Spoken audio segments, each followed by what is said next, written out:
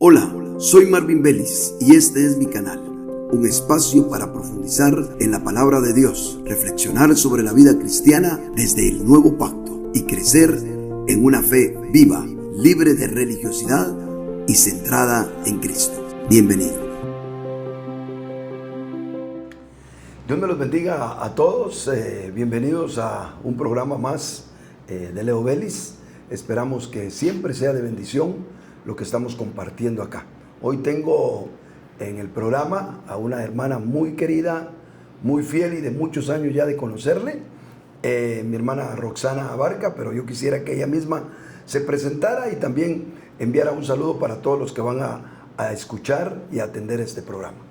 Bueno, bendiciones a todos, aquí estamos. Gracias, hermano, por haberme invitado, ¿verdad? Creo que muchos queremos ser invitados, que hay tantas cosas que le queremos preguntar y gracias por darme la oportunidad. Amén, gloria a Dios. Que bueno, pues también aprovecho que la hermana dice esa inquietud. Si alguno quiere compartir, preguntar, expresar algunas inquietudes que tenga en su corazón en torno a las cosas del Señor, pues puede acercarse a nosotros. De alguna manera busque cómo comunicarse. No le podría decir ahorita cómo porque no manejo yo las cosas concernientes a la comunicación. Solamente emito lo que debo de decir, lo paso a las personas indicadas y ellas se encargan. Pero si usted sabe cómo comunicarse con nosotros, hágalo y con todo gusto vamos a planificar el poder compartir con usted. Y de repente vamos también a abrirnos para poder un día tener una plática a la distancia con algún hermano que quiera hacerlo y que precisamente no está cerca de nuestra casa de habitación. Muy bien, vamos entonces a entrar a compartir el inicio de este programa, dejándole a mi hermana que me haga la pregunta que trae en su corazón, que conste que no sé de qué se trata. Esperamos en el Señor tener la gracia necesaria para compartir sobre esto. Amén, pues en realidad que quisiera abordar varias temáticas, ¿verdad? Pero escuchándolo a usted en una conversación, pues así en un lapso de segundos usted dijo unas cosas, una frase, ¿verdad? Que me dejó inquietada a investigar, a estudiar y sobre todo porque me atrapó y me pareció que Dios me estaba guiando, ¿verdad? A abordar esa temática. Pero cuando empecé, un mar de cosas. No, dije, esto tiene que ser con el hermano. Así que la primera pregunta sería, ¿qué diferencia hay entre el reino de Dios del Antiguo Testamento con el reino mencionado hoy en el Nuevo Testamento? O sea, prácticamente sobre el reino que yo quisiera que abordáramos este día. Ok. Bueno, de verdad que es un tema muy amplio y gracias al Señor tengo algo que decirle porque hasta hace poco, para ser honesto, también yo he empezado a entender un asunto que abarca desde la eternidad hasta la eternidad. Ese tema sí realmente empieza con un Dios que precisamente empieza a crear con el fin de establecer un reino para sí mismo y lo va llevando a lo largo de las edades, a lo largo de los siglos y hasta culminarlo con lo que nosotros conocemos como la Nueva Jerusalén, el final del Apocalipsis, donde el Señor será todo en todos. Si nosotros hablamos del reino de Dios, que la Biblia ocupa esa terminología, el reino de Dios, estamos hablando propiamente de ese deseo divino que se inició con el Padre y el Hijo, ¿verdad? Y que terminará con la consumación de todas las cosas. Eso podríamos nosotros mencionar que es en términos generales, es el reino de Dios.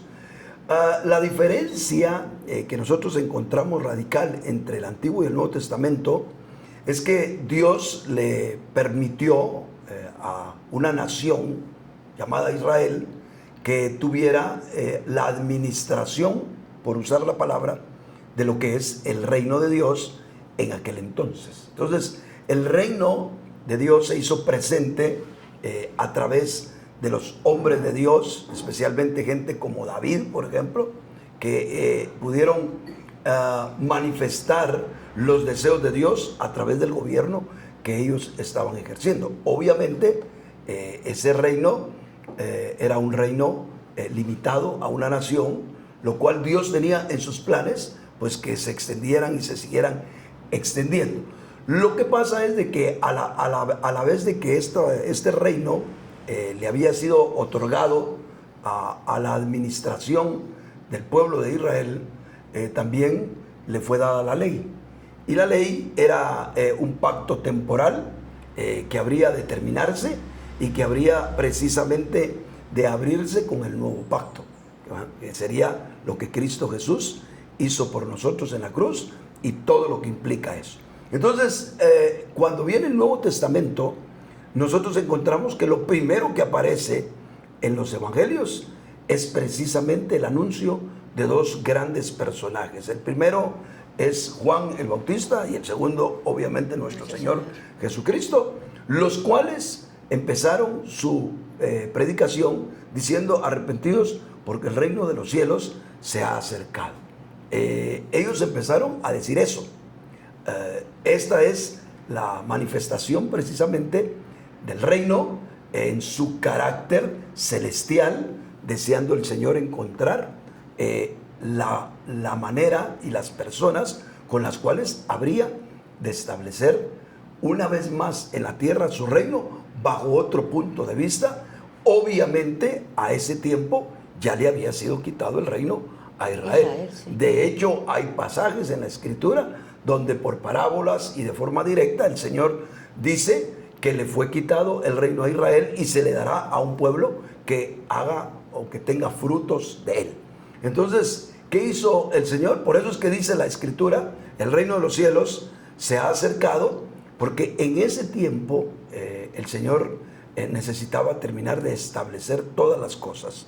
El reino mismo es el Señor Jesucristo, y cuando ese reino se establece en el mundo, es evidente que es a través del inicio de la iglesia, desde el aposento alto en adelante. Ahora es un reino en misterio, es un reino que proclama la gracia, la salvación de Dios, y vendrá el tiempo en el cual el Señor retorne y la imposición del reino aparezca, que será la manifestación del Señor como Rey de Reyes y Señor de Señores para gobernar este mundo, y habrá una vez más un cambio de dispensación. Yo no soy muy amigo de usar tantas palabras técnicas, pero un cambio de era, un cambio de esta era presente a la era venidera, eso es más que evidente en la Escritura, y el Señor impondrá su reino, y por 1000 años el Señor hará que los planes eternos del Padre se cumplan, gobernando este mundo, donde el reino de Dios se manifestará a plenitud hasta el final, cuando el Señor entregue el reino al Padre y entre la era eterna. Eso sería, digamos, de forma panorámica, lo que podríamos nosotros entender del reino. El conflicto, tal vez, que se nos viene a nosotros es cuando leemos la Escritura pensar que hay o varios reinos, ¿verdad? O no entender a cabalidad que el reino de Dios, para ser un poquito prácticos en un tema que a propósito estoy terminando de leer, no sé, como que usted estuviera en mis estudios y me hubiera chequeado ahí, porque precisamente en estos días estoy terminando de leer un libro que me ha apasionado, pero ha sido extremadamente grande por todas las cosas que también tengo que hacer, que se llama El Reino, de Witness Lee. Para los que son buenos lectores de libros, se los recomiendo, y tómense un buen tiempo para leerlo, porque es muy extenso. En términos generales, para concluir con la respuesta, el reino de Dios abarca de eternidad a eternidad, ¿verdad? Y ahí encontramos nosotros el reino de Israel, una manifestación del reino. El reino de los cielos, una manifestación del reino. ¿Por qué el reino de los cielos? Porque ahora viene el que venía de los cielos, ¿verdad? El rey de los cielos ahora ya estaba presente, entonces el reino de los cielos se acercó. y la manifestación en la era presente en la que estamos nosotros, que el reino está precisamente donde está la iglesia. Hasta que esto se haga presente en un cambio de era que terminará precisamente con la venida de nuestro Señor Jesucristo, en la cual suspenderá todos los reinos de este mundo y entrará precisamente a gobernar Él, junto con aquellos que hayan sido vencedores de entre los creyentes que hemos conocido el nombre del Señor. Eso sería más o menos en términos generales. A mí me extrañó cuando me puse a investigar esto, ¿verdad? Que en todo el Antiguo Testamento nunca se le dice el reino de Dios. Solamente en los Salmos sí aseguran que hay un reino de Dios, ¿verdad? Y aquí traía yo el Salmo 45, que es el único que se linda con hebreo, ¿verdad? Donde dice: tu trono, oh Dios, es eterno y para siempre. Cetro de equidad es el cetro de tu reino. O sea, en un reino terrenal, nunca se le llamó reino de Dios, pero todos sabían que era Dios quien reinaba, ¿verdad? Entonces, eso a mí me impresionaba, además, con lo que usted me acaba de decir. Y prácticamente se contestaba tal vez la siguiente pregunta, que le quería yo hacer, ¿verdad? Tal vez usted le pone más sal y pimienta ahí. ¿Qué diferencia hay, verdad, entre el reino de Dios y el reino de los cielos? Porque también cuando yo me puse a buscar, solo en Mateo aparece el reino de los cielos, ¿verdad? No aparece ni en las epístolas tal y cual es el nombre, ¿verdad? O sea, Mateo lo agarró, ¿verdad? Hay algunos que dicen que porque respetaban el nombre de Yahvé, pero creo que hay algo más profundo. Sí, y yo también, ese ha sido yo llegué a una conclusión hace algún tiempo, ¿verdad? Pensemos unos 6 meses y años para atrás, mi conclusión era que el reino de Dios y el reino de los cielos simple y sencillamente eran sinónimos, ¿verdad? Algo así como si uno habla del Gehenna, infierno, lago de fuego, tinieblas de afuera, etcétera. Yo lo miro como expresiones distintas para decir un mismo asunto. En el caso del reino de los cielos y el reino de Dios, yo pensaba lo mismo. Esa era mi conclusión, y cada vez que leía algo de la Escritura, concluía que así es, porque tenía un par de versículos en los cuales me afianzaba yo para decir, es así el asunto. Pero me quedé inquietado con un par de versículos, ahorita no los recuerdo, pero un par de versículos que no armonizaban con mi teoría. Entonces decidí investigar un poco, agarrar todos los versículos. Son muchos versos en los evangelios donde aparece la palabra reino, y estar contextualizando todo eso es una tarea pues no nada fácil, pero empecé a tratar de hacerlo, y aún así no encontraba realmente la manera de cómo entenderlo. Creo yo que, guiado por el Señor, empecé a entreleer este libro que en algún momento dado compré, de Witness Lee, y empecé a leer todo lo que él decía con respecto al reino. Pero un poquito queriendo avanzar en mi investigación, lo que hice fue leer algunas partes puntuales del libro, por cuanto muchas cosas de las que él menciona ahí las combina con forma devocional. O sea, no es un libro de carácter totalmente teológico para sacar adelante dudas o inquietudes o decir doctrinas claras y no entrar a otros detalles, sino que parece ser que fueron pláticas que él dio a lo largo de no sé de cuánto tiempo, y en ellas él está combinando aplicaciones, ejemplos, etcétera, y entonces uno se va como perdiendo un poquito en lo que a uno le interesa. Sí. Entonces fui buscando los lugares que creía yo que me tenían cuenta, y cuando descubrí algunas cosas tuve que reconocer que tenía que cambiar esa manera de pensar, ¿verdad? No era tan fácil como yo lo suponía. Me empecé a dar cuenta que habían cosas que no concordaban, especialmente para mí, con lo que habría de venir en la era venidera. Y ahí fue donde yo decidí que tenía que investigar un poco más, y empecé otra vez a agarrar el libro y como decimos nosotros, a peinarlo más y a poder extraer algunas cosas donde encontré por dónde estaba más o menos digamos, la ruta que yo tenía que tener para estudiar y entender este asunto. Me di cuenta de algo. Cuando nosotros nos convertimos al Señor, nosotros entramos al reino de Dios. Pero cuando nosotros aceptamos el gobierno, cuando nosotros nos disciplinamos a nosotros mismos y aceptamos la guía, el gobierno del Espíritu Santo en nosotros y todo lo que eso implica, la iglesia, la sujeción, el servicio, etcétera, nosotros aceptamos para sí mismos el reino de los cielos. O sea, una connotación, aunque estar en el reino de Dios en términos generales es una misma esfera, es algo así como yo pertenezco a un país, pues ahora gracias a Dios también soy salvadoreño. Yo puedo ser salvadoreño y estar enajenado completamente de lo que tiene que ver con El Salvador, ser un ciudadano enajenado de todas las responsabilidades que cualquier persona que pertenece a un país debe de tener siendo adulto. O puedo ser una persona con patriotismo, con civismo, e involucrarme dentro del ramo de lo que yo hago en responsabilidades que contribuyan para mi país. Puedo tener las dos actitudes.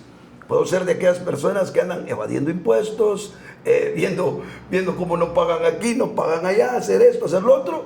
O puedo ser una persona responsable que pago mis impuestos, que hago esto, que hago lo otro, y me involucro sin ser propiamente político, me involucro en la responsabilidad de mi país. Pues pensémoslo más o menos, usando esa analogía, así es muchos cristianos hoy en día. Hay algunos que sí están en el reino. Todo aquel que es nacido de Dios, de alguna manera entró de una dimensión de la esfera de Satanás, ¿verdad?, a la esfera de Dios. Eso no podemos negarlo. Colosenses. Pero no todos, sí, como Colosenses, pero no todos necesariamente entran a la responsabilidad. Y tal vez solo para ver, a ver si lo encuentro, porque me encanta cómo lo dice acá en la textual 4. Vamos a ver, Filipenses 1, vamos a ver si todavía me recuerdo de ese. 1:13 creo que es. Filipenses 1:27 es. Dice, en la versión textual 4 dice, solamente vivid dignamente como ciudadanos del Evangelio de Cristo. Para que sea que vaya y os vea, ya sea que estando ausente, oiga acerca de vosotros que estáis firmes en un espíritu, con una misma alma, combatiendo juntos por la fe del Evangelio. Es decir, personas involucradas, ¿verdad?, personas responsables. Entonces, el reino de los cielos se ha acercado, es decir, la responsabilidad que Dios nos quiere poner a los que hemos conocido su nombre, se ha puesto al alcance de nosotros, y nosotros decidimos ser o personas que entramos a la responsabilidad del reino de los cielos, o al final de cuentas quedarnos como personas que no huelen ni hieden, como dicen en mi tierra, que no son ni fu ni fa en cuanto a las cosas del Señor. Y así hay muchos cristianos hoy en día. Tocar el reino de los cielos es tocar la autoridad del Señor, es tocar su esfera en cuestión gubernativa, es aceptar responsabilidad, es ser un buen ciudadano de este evangelio de nuestro Señor Jesucristo. Amén. Amén. Amén. Mire, pues casi siempre va como voy adelantándome como que le va poniendo ya el pie a la siguiente pregunta, porque la siguiente pregunta la contestó en cierta forma, ¿verdad? Pero no sé si usted quisiera ahondar más, porque la pregunta es, ¿cómo se entra a formar parte del reino de los cielos? ¿Verdad? Entonces, ¿cómo se entra? Bueno, pero es una buena pregunta, le voy a explicar por qué. Porque si ahora el reino de los cielos nosotros lo tocamos en la esfera de la iglesia. Antes, si nosotros nos damos cuenta, cuando el reino le fue dado a la administración de Israel, había que hacerse prosélito israelita, ¿verdad? Okay. Mientras que no era eso, no tocaba a la gente la esfera del reino que Dios había establecido.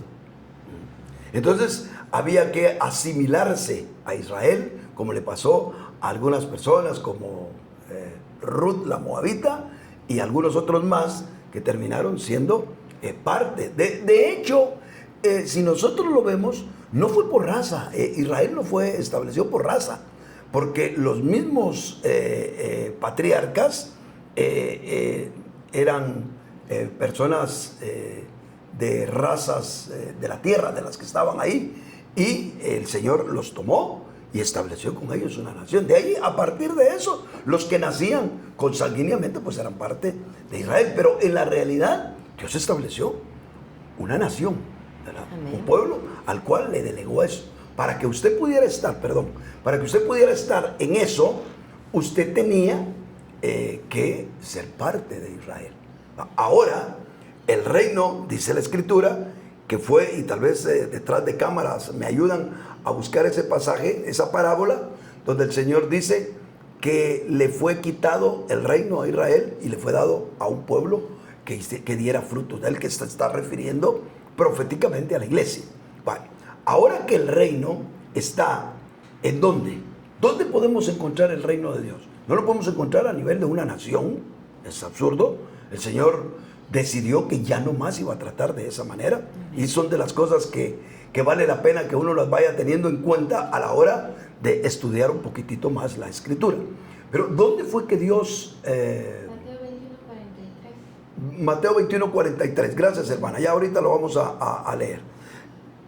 Mateo, leámoslo de una vez. 21:43.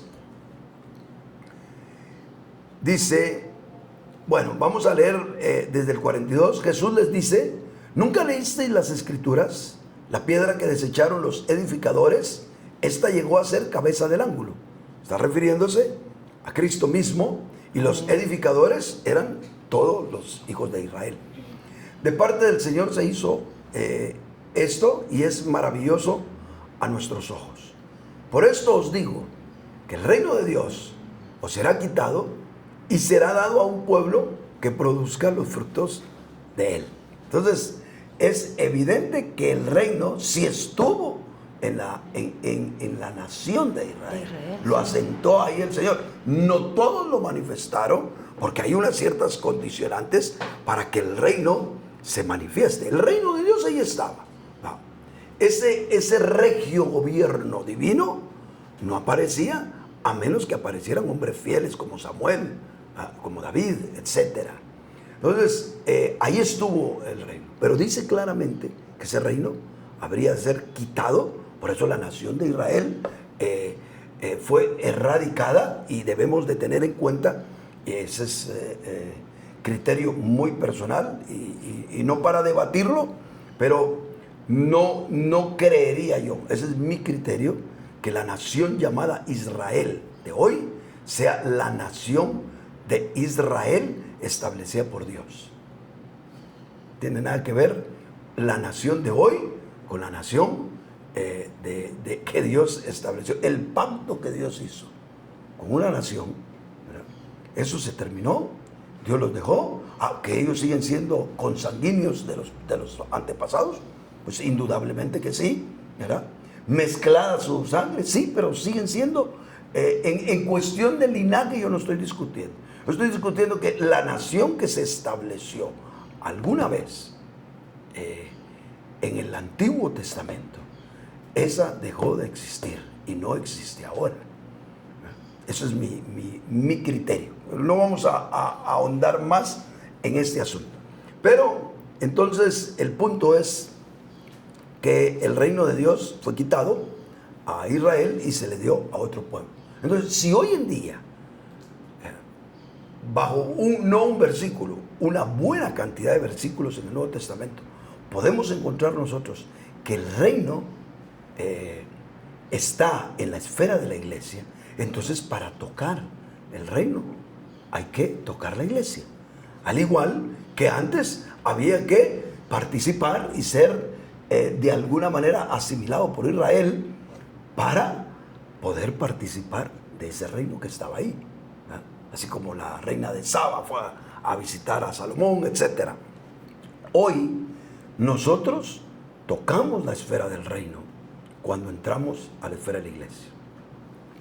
¿A quién es? Todos los que son nacidos de nuevos sí forman parte del reino de Dios. Amén. Ahora, que se toque en la esfera del reino gubernativo de Dios, el reino de los cielos, para poderlo entender de manera didáctica, tiene que entrar a formar parte de lo que es la iglesia. ¿En dónde podemos tocar nosotros la iglesia? En su esfera local, donde 2 o 3 se reúnen. No podemos nosotros decir, yo soy la iglesia. Si alguien dice, hermano, yo soy la iglesia, perfecto. Pero no formas parte de la iglesia en su manifestación, en donde el reino de Dios va a tener un terreno en donde expresarse. Eso, a menos que nosotros nos congreguemos y seamos parte de una iglesia local. Mientras que eso no pasa, nosotros no somos parte de eso. Eso sería como alguien que nazca de 2 padres salvadoreños y crece el pobre niño allá en una montaña, saber de dónde, y nunca lo van a asentar. 10 años el niño y después lo quieren meter a la escuela y no saben ni cómo hacerlo, porque el niño no tiene papeles, no tiene, ¿cómo le llaman aquí? Fe de dado, ¿cómo le llaman aquí? Partida de nacimiento. Partida de nacimiento. En ese caso se da en las escuelas, sí. Ok, entonces esa partida de nacimiento no existe, no lo registraron. ¿Es salvadoreño? Por supuesto que lo es. ¿De 2 padres salvadoreños? Sí. Pero no tiene registro, ¿verdad? No es parte, no se tomaron la atribución de registrar. Entonces el niño no hace, se puede llegar a adulto y el niño no puede ni ejercer voto, no puede hacer eso, no puede hacer lo otro, porque no está registrado como debe de ser registrado un salvadoreño de forma normal. Entonces, lo mismo nosotros. Si nosotros queremos, ¿cómo formamos parte nosotros de este reino? Pues para empezar, seamos fieles a la iglesia. Y siendo fieles a la iglesia, sujetémonos. Y empezamos por sujetarnos a las autoridades que gobiernan. Ahí dice en Hebreos 13, dice, sométanse a los líderes que los dirigen. Entonces, hay un sometimiento, hay también un servicio, ¿verdad? Hay una participación. No es solamente de soy cristiano y ya estuvo, ni solamente de asisto a una iglesia en calidad de oyente, tampoco, sino es un creyente que se involucra, un creyente que está dispuesto a obedecer. Por eso yo no soy amigo de aquellas personas que en su carácter de cristianos manifiestan una manera independiente de ser. Llanero solitario. No, bueno, es más, metámosle otra cosita que a la gente no le gusta oír. También que aporten de su dinero. ¿Cómo puede subsistir un gobierno sin ninguno pagar impuestos? No se puede. ¿Cómo podría subsistir el reino de los cielos si no se aportara de parte de los creyentes? Entonces empieza con asistencia, con aprender a dar yo mis diezmos, a ofrendar, a ayudar, a servir, a participar, a aportar con mis dones y habilidades que yo pueda tener. Entonces se nos vuelve todo un engranaje de cosas que nosotros debemos de hacer. Cuando ese creyente está integrado, la iglesia es poderosa, el reino de los cielos se expresa, aparece y se expresa. Exactamente. Pues como le digo, usted siempre le va tirando hacia la otra pregunta, ¿no? Pero todo solo para puntualizar esta, digamos, la entrada ya no es a través del proselitismo, sino que la entrada es arrepentidos, porque el reino de los cielos se ha acercado, y el arrepentirnos tendría que conllevar no solamente de que feliz, soy salvo, sino que hoy tengo una iglesia, tengo una responsabilidad, tengo un Dios que servir, tengo un Dios que amar. O sea, eso me llevaría a mí a ser parte ¿verdad? Ya no solamente ser, como dice usted, qué feliz soy salvo, ¿verdad? Pero mucha gente lo que hace es creer. Ahora, si nosotros somos fieles a la Escritura, la Biblia dice claramente que el que cree no es condenado, sino que ha pasado de muerte a vida. No habla precisamente de un arrepentimiento, pero cuando el Señor está hablando de arrepentido, tampoco está hablando de una conversión propiamente. Está hablando de un integrarse a ese reino de los cielos que se ha acercado. Entonces, para nosotros ser salvos, la verdad no necesitamos más que creer. Yo no sé por qué le cuesta a muchos predicadores decirlo claramente. Alguien puede aceptar al Señor Jesucristo, cree en el nombre del Señor Jesucristo, lo hace de corazón, se puede ir a seguir viviendo su vida como le dé la regalada gana y salvo va a ser.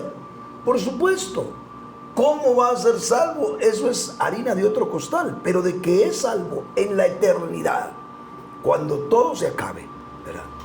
Esa persona va a estar juntamente con los que de alguna manera fuimos fieles en un lugar especial donde Dios nos va a tener a todos los que hemos creído en Él. Eso es un hecho. Eso no lo podemos negar. Amén. Ahora, es igual que con un padre. Un padre que de verdad corrige a sus hijos. A uno le puede dar vara por necio y le da de comer. Y al otro no le da vara, pero también le da de comer.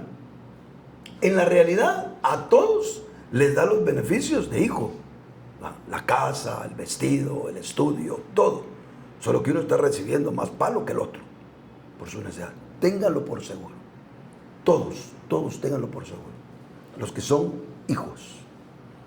Que el Señor o nos da palo aquí o nos da palo en la era venidera. Y no piense usted que la muerte terminó con toda la disciplina de Dios. No, para nada. Después de muerto, todavía el Señor nos va a resucitar a muchos y nos va a disciplinar. ¿Para qué?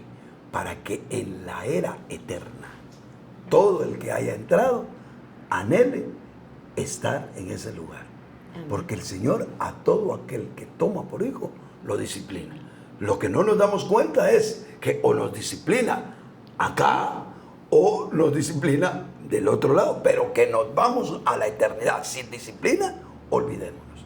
Entonces, el reino de los cielos, el reino se manifiesta con creyentes responsables que están dispuestos a llenar los requisitos de un buen ciudadano celestial. ¿Verdad? Para poder manifestar el reino de Dios. No lo podemos hacer solos, tenemos que estar integrados a ese maravilloso cuerpo de Cristo, que no es otra cosa más que la expresión misma de Jesús en la tierra. Amén.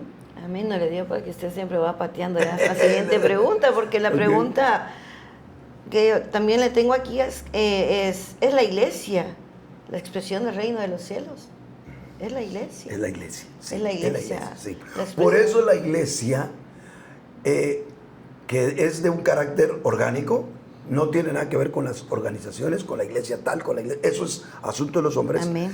La iglesia que es viviente, la iglesia que no está dentro de las estructuras que han formado los hombres, esa iglesia es la representación del reino, pero esa iglesia tiene autoridad. Nosotros confundimos entre las jerarquías y la autoridad. Nosotros no creemos en las autoridades jerárquicas, es decir, que no estamos pensando que las autoridades de la iglesia las tienen que establecer los hombres, sino que se deben de manifestar según las funciones, los dones, las habilidades, la entrega de cada uno de sus miembros. Pero de que hay autoridad, hay autoridad. Y que Dios levanta hombres para dirigir su iglesia, lo hay. Y que los demás deben de ir reconociendo, sin caer en un aspecto idolátrico ni nada por el estilo. Todos debemos de reconocer autoridad. Si la tenemos que reconocer fuera de la esfera de la iglesia, es que de verdad es hasta absurdo no reconocerla dentro de la esfera. Que en la vida orgánica uno no esté con el palo para que la gente esté reconociendo lo que somos, eso es una cosa. El que no lo reconozca, eso es otra.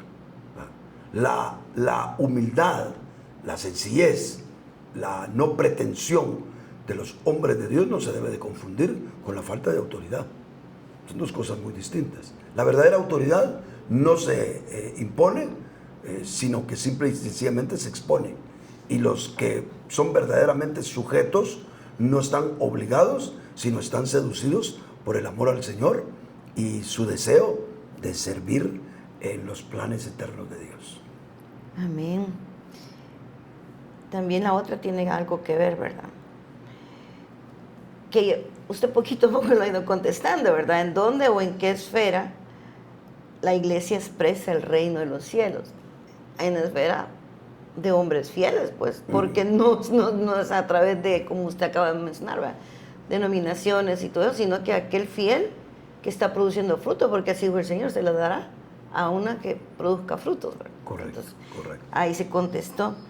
Y también, bueno, tengo unas más, pero no sé si habrá tiempo, pero ¿qué es el Evangelio del Reino? ¿Qué es el Evangelio? ¿Qué es el Evangelio del Reino, verdad? Okay. Porque la buena noticia de Dios, si el reino de Dios es el deseo de Dios de eternidad a eternidad, de llevar a cabo sus planes. El Evangelio de Dios es la buena noticia de que a pesar de que el hombre la regó, arruinó las cosas, hay una esperanza en el Cordero de Dios. amén. Ese sería el Evangelio de Dios, la buena noticia de que las cosas no están perdidas y que por lo menos un hombre, así como un hombre arruinó las cosas en el huerto, un hombre las ha recompuesto para Dios. Aquí el asunto divino ya está arreglado, ¿verdad? Así como Adán solitito con su mujer arruinaron todo en el huerto. Ahora viene Cristo y Él ya solventó en un huerto también, ¿verdad?, en el Getsemaní. Sí. Se arreglaron todas las cosas y después solo fue al Calvario a pagar el precio y todo está arreglado. La gran noticia, y aquí entra el Evangelio de Dios, es que la gran noticia es que nosotros que somos adámicos y que formamos parte de toda esa decadencia que provocó Adán, nos podemos subir al siguiente tren, ¿verdad? En el primer tren fuimos a chocar con Adán y todos decimos, bueno, es que Adán no, pero también si lo ponen a usted también hubiera chocado. Así que todos chocamos en Adán. Lo más lindo es que ahora hay otro tren llamado Jesús. Amén. Otro hombre, porque al final el Señor define todas las cosas en dos hombres. No, a los ojos de Dios hay dos hombres. El primer Adán, y si usted está en el primer Adán, pues le va a caer hasta debajo de la lengua. Y si usted está en el segundo Adán, va a tener los beneficios según su entrega y su deseo de recibir todo lo que Cristo hizo. Pero si nos subimos al nuevo proyecto divino, tendremos restaurado para nosotros nuestra propia vida, el perdón, la purificación de nuestros pecados, pero lo más lindo es que llegaremos también a ese destino final que Dios había proyectado, de que el reino habría de tener súbditos y con ellos tener la eternidad juntamente con ellos. Así que sí es el Evangelio del reino, porque el reino sigue en función. Amén. El reino no se para. El reino es el proyecto divino que los hombres creen que lo detienen, que Satanás mismo creyó que lo podía detener. Pero ese no paró. Cambiaron muchas cosas. Los hombres han fallado, Israel falló, la iglesia también ha fallado, etc. Pero como Dios ha afianzado su reino en uno que ya aseguró que no va a fallar y no falló, y ahora ya está hasta glorificado, amén, que es Cristo. Ahora aquí lo único que nos queda a nosotros, los mortales, es ser un poquito avispados, los creyentes, es ser fieles y estar enganchados a ese nuevo hombre que es Cristo y que también es el reino de Dios. Ahí entraría lo que el Señor espera de sus hijos, prácticamente la buyotesia, ¿verdad? Que maduren, o sea, para Él poderse expresar. Así es. Y todavía tengo otra, no sé si todavía hay tiempo. Yo creo que todavía tenemos para una más, ¿verdad? Ok, sí. Bueno, Casi la contestó ya también. Pero es lo mismo entrar al reino de los cielos que heredar el reino de los cielos. No. Habría que buscar la semántica. Tenemos que hacer un poquito de diferencia entre lo que podría ser los literalismos bíblicos. Eso tenemos que tener el cuidado. O sea, la Biblia es perfecta y usa ciertas palabras que en nuestro ya uso normal nosotros no lo manejamos así. Pero no porque cuando usted me da la palabra heredar, me está hablando de algo que yo lo connoto hacia el futuro. Sí. ¿Verdad? Si usted me dice entrar, yo puedo pensar en el presente, ¿verdad?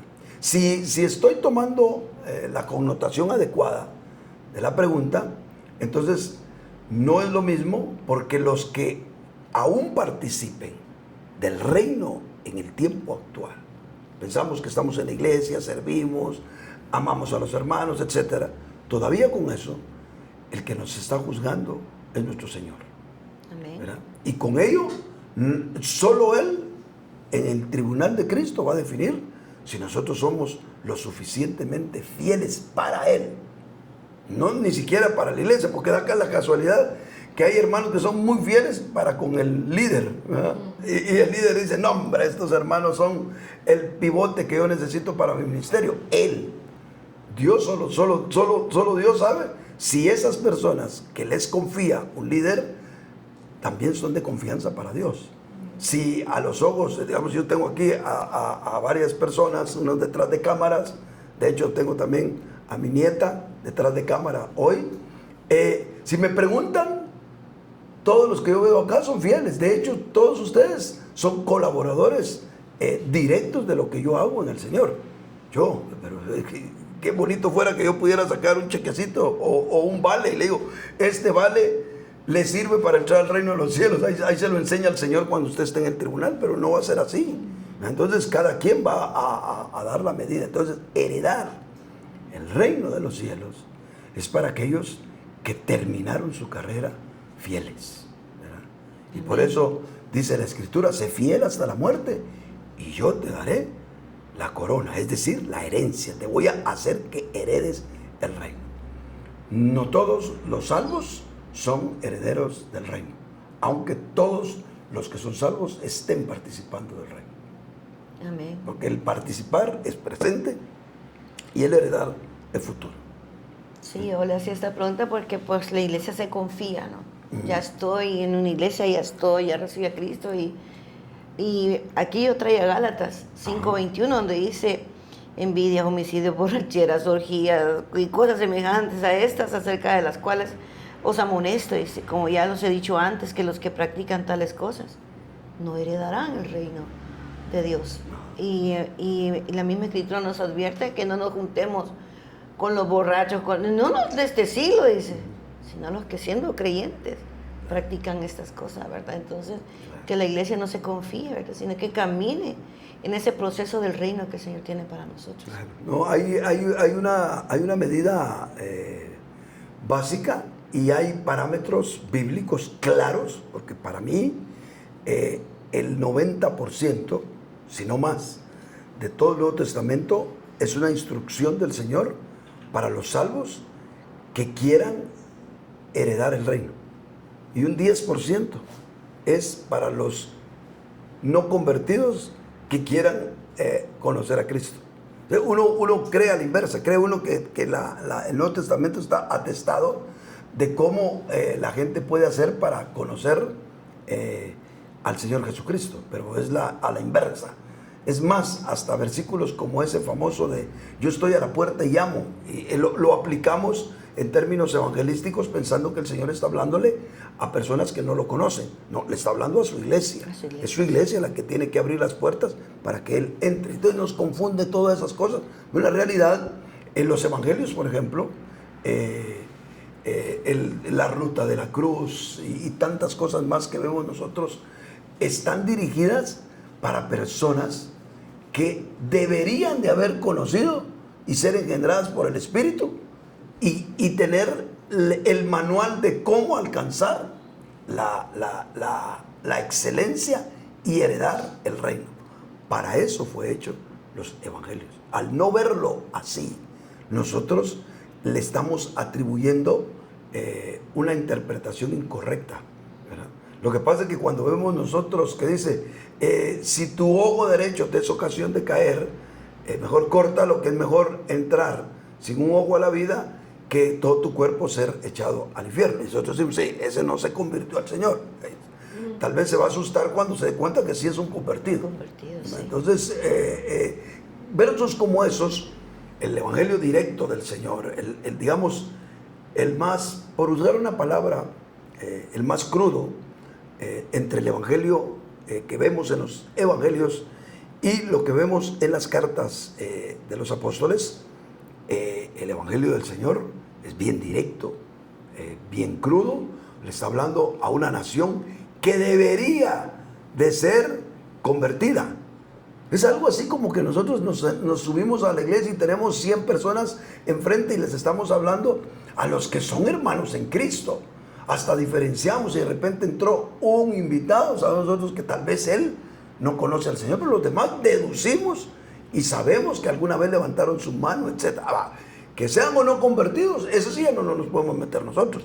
Pero si yo voy a hablarle a 100 personas que en algún momento dado yo sé que levantaron su mano y creyeron en Cristo, les voy a hablar en función de que creen en Cristo. ¿No sería un poco absurdo que yo tenga 100 personas que dicen que han creído en Cristo y a las 100 les hablo de que acepten a Cristo? Pues lo mismo le pasó al Señor. Cuando el Señor llegó a la nación de Israel a juzgarla, por eso dice, a los suyos vino. Lo más sorprendente fue que los suyos no le recibieron. Bueno, eso es otro asunto. Pero el Señor llegó a hablar. Por eso Él dijo, arrepentidos, porque el reino de los cielos se ha acercado. Si nosotros, solo dejen, para ir terminando ya, vamos a ver, aquí ahorita le digo si encuentro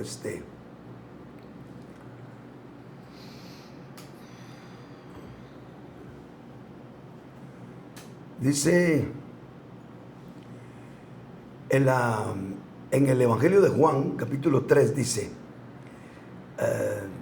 había un hombre de los fariseos llamado Nicodemo, prominente entre los judíos. Este vino a Jesús de noche y le dijo, Rabí, sabemos que has venido de Dios como maestro, porque nadie puede hacer las señales que tú haces si Dios no está con él.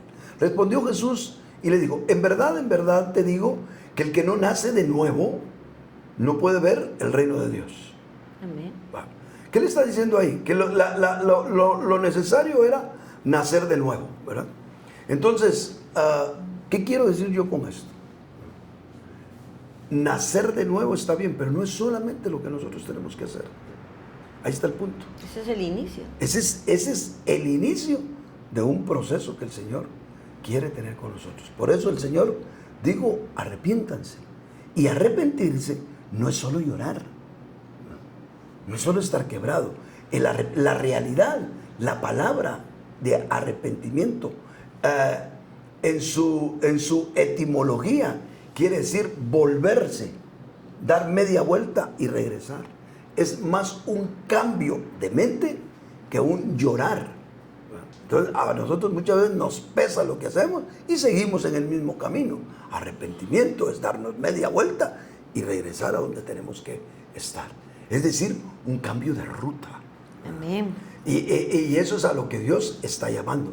Si todos hiciéramos caso a eso, hombre, sería una revolución la que se causaría. De hecho, en cualquier tiempo de la historia de la iglesia, donde en una congregación, no digamos en un país, en una congregación, el casi 100% de los hermanos cambia la ruta de vida y se sacrifica por vivir de verdad la vida del reino, la vida de ciudadanos del reino, impactan a su comunidad, impactan a su ciudad y pueden parar hasta impactando a una nación cuando hay un verdadero cambio.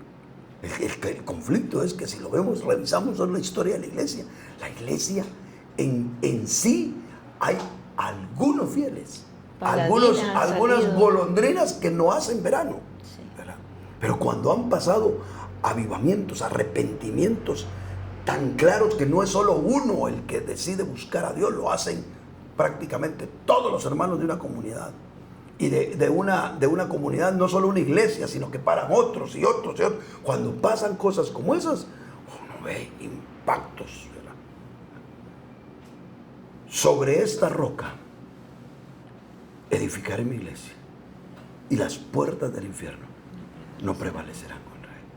Pero es cuando la iglesia es edificada en función de arrepentimiento, porque han reconocido que el reino hay que recibirlo con una actitud como todo lo que hemos hablado. Amén. Amén. Sí, ahí tal vez un versículo para terminar, ¿verdad? Sí. Mateo 24:14 dice: y será predicado este evangelio del reino en todo el mundo para testimonio a todas las naciones, y entonces vendrá el fin. Amén. En realidad que el evangelio del reino es eso, ¿verdad? Desde el inicio es un proceso de crecer en el Señor, Sí. morir a lo que somos. Y para terminar, hermana, con ese pasaje tan bonito que usted dio, déjeme comentar algo. Yo creo que